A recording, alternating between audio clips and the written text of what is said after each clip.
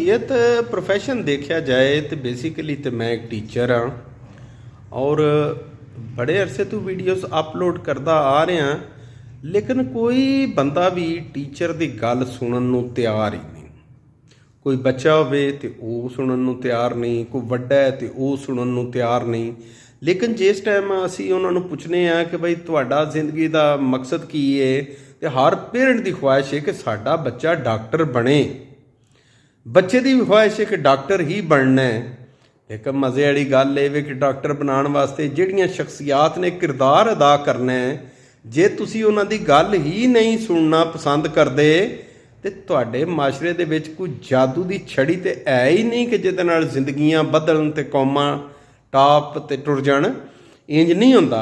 लिहाजा या तो तुहानूं गल सुननी पवेगी ते या नेकी ये करो कि आ जिहड़ा बच्चों नूं डॉक्टर इंजीनियर बनाउण वाली गल